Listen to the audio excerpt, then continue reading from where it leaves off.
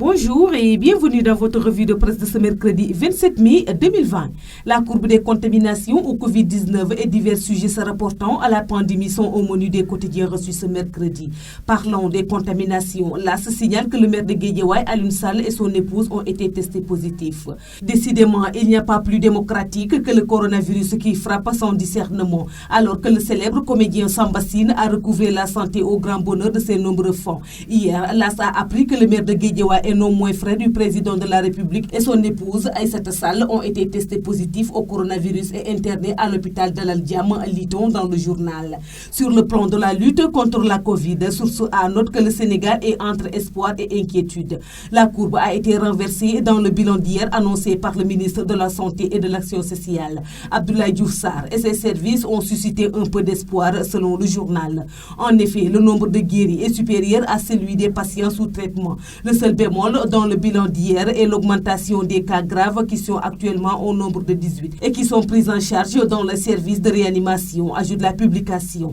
Le journal Enquête rapporte que le Sénégal a enregistré hier 2 nouveaux décès liés à la pandémie de la Covid-19, portant ainsi à 38 le nombre de personnes ayant succombé à la maladie.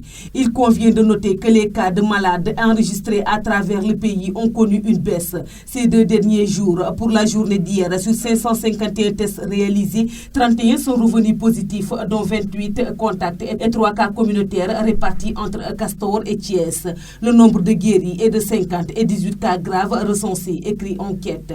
Déclaré guéri du coronavirus, le comédien Koutia se confie à Libération. Quand j'ai été testé positif, je me suis dit que j'étais choisi par Dieu pour une mission. Je sensibilisais les gens et c'est tombé sur moi. Les journaux reviennent également sur l'opération de convoyage de la première vague d'enseignants devant regagner le lieu de service en perspective de la reprise des cours le 2 juin. Au terminus Liberté 5, le bataillon des enseignants s'est ébranlé sous la haute tension dans une ambiance cacophonique.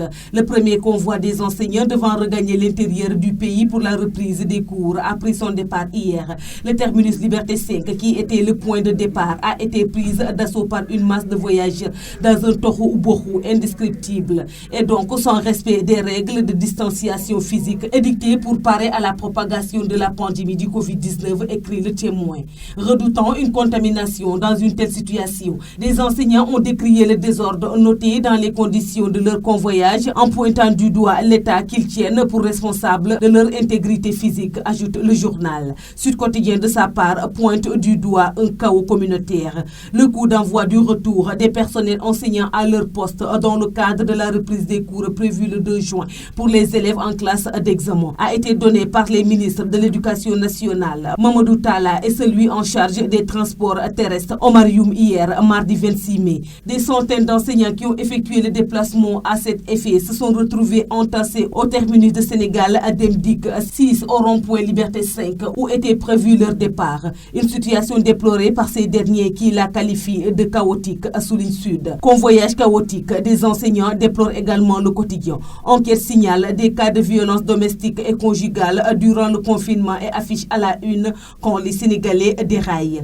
Depuis quelque temps, des scènes atroces de violence domestique et conjugale animent les faits divers. D'aucuns diront que le confinement a rendu la société sénégalaise très violente et chacun y va maintenant avec ses armes. Les hommes continuent de battre alors que les femmes usent des techniques les plus atroces pour régler leurs comptes, écrit le journal. La Tribune s'intéresse à la convergence autour de la gestion de la crise sanitaire et titre des unions sacrées. Au premier jour de l'apparition du coronavirus au Sénégal, l'appel du président Macky Sall pour une convergence de vues dans le but de vaincre le virus ravageur avait été bien entendu et salué. Toutes les forces de la nation, sans conteste, ont donné toutes les armes au général en chef afin de trouver les meilleures formules pour arriver à bout de la pandémie, rappelle la publication. Mais des erreurs constatées et un pilotage à vue ont mené le Sénégal après une union sacrée vers une désunion sacrée avec des prises de position divergentes, souligne-t-elle. C'est tout pour votre revue de presse de ce jour. Merci de nous avoir écoutés. Au revoir.